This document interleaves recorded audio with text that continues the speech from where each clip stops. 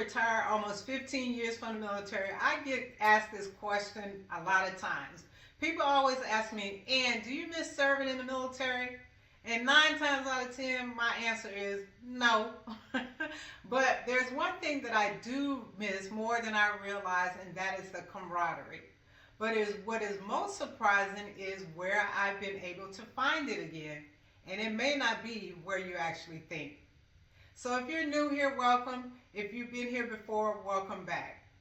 So yeah, as I mentioned, I've been retired out of the military 15 years. And when it was time for me to retire, unlike certain people, I was ready to go.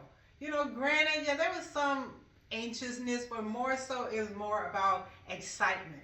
I wasn't gonna miss, getting deployed or, not having the freedom to do what I wanted to do. But I did realize that I would miss the people.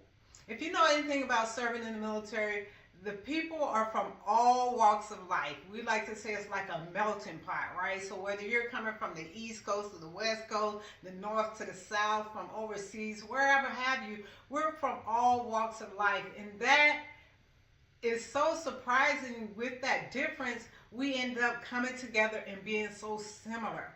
So much so, right? We have our own language, right? Those acronyms we talk about, the experiences, some of them are the same, some of them may be different, but at the end of the day, we just get one another. And I missed that after being out almost 15 years. But the place where I've rediscovered that sense of camaraderie, that sense of family, believe it or not, is when I'm on cruises. And even more so when I'm traveling solo on cruises. And you might be thinking, really, Ann, when you by yourself, you feel like, you have more camaraderie? Absolutely. And just some of the things I'm going to share with you is how I've refound that sense of camaraderie on cruises. Hopefully that'll give you a better insight, especially if you're thinking about cruising solo yourself. So the first place that I found that sense of camaraderie, especially when cruising, is when they offer those military appreciation events, especially on Norwegian. I know Carnival offered them as well, but I'm going to speak about my experiences on Norwegian. So yeah, the military appreciation event, I just love it because that's where we actually get to meet their crew. They're recognizing our services.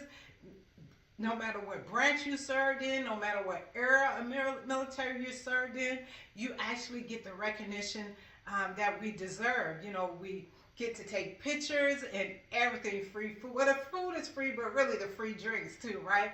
It's just really nice to be recognized for something in a place you would have never thought of. I've been cruising for a while, but I just never, the military appreciation events just never jumped out to me as much as they do now. They just seem to mean more to me now that I'm retired and also now that I'm solo.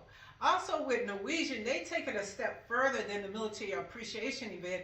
It actually starts beforehand, not mentioning the military discount, but what happens is they actually leave this package in your room where it's recognizing your service as well. And it has like these operation orders. It's in the language that those of us that have served understand. And the thing that I really like about it, each cruise you get a patch that's for that specific cruise ship that you're on. And back in the day, we used to have patches on our uniform to recognize, what command we served in, what unit. So that patch was an extra nice touch that Norwegian offered as well. So yeah, so those military appreciation events on cruises is just one of the ways that I feel that sense of camaraderie that I miss from serving in the military, just meeting people from all walks of life. So that leads me to the next area that helps me to rediscover that camaraderie while traveling solo is during the solo meetups that they have on Norwegian every cruise as well that I've been on thus far. So basically every day at a specific place and time, If you're traveling solo, you meet up there, and I love it so much is that Norwegian, they have a specific member of the crew that's assigned to our group. And that individual takes care of all of our needs that we may have, whether it's, you know, setting up reservations at the restaurants. If we have any problems with our cabins, we can bring it up to them and they'll get it addressed. They handle, if we need to make or cancel an excursion, they handle that as well. So it's just that added touch that, you know, being in the military and being a part of those solo meetups. Once again, solo meetups, those are for people all over the world, right? All walks of life. And the thing about that that's different with the solo meetups, it's not just for those of us that served in the military. Some of us are there and some of us are not, you know, and that just opens it up so much more to just help me feel like I'm not alone, even though I'm traveling solo. So that's just a great, you know, aspect of cruising that I've fallen in love with. And the last part that I want to talk about that has helped me to, you know, still feel that sense of camaraderie is even before the cruises, right? Like being a part of groups, different travel groups, whether it's on, you know, Facebook. I don't know if you know, but if you go on Facebook and you have a particular cruise that you're going on, you can search to see if there's a Facebook group that's being created for that particular group. Perfect example, I'm preparing to go on my longest cruise yet, so make sure if you haven't subscribed to the channel that you go ahead and subscribe, because I'm going to be sharing all of my experiences on my longest cruise yet. But I say all that to say, what I've done already is I went on Facebook and I searched for the particular cruise and the date that I'm going to be going on. So there's a Facebook group and it's just people already in there just asking questions. And what makes it even more special, they've taken it outside of Facebook and created a WhatsApp group. And there's over 75 people in there of solo cruisers alone that's going to be on that same cruise. People are already trying to, you know, set up dinners. You know, once we arrive at the port before the cruise even leave, we're going to wear different color beads to help us recognize each other for being in the same group.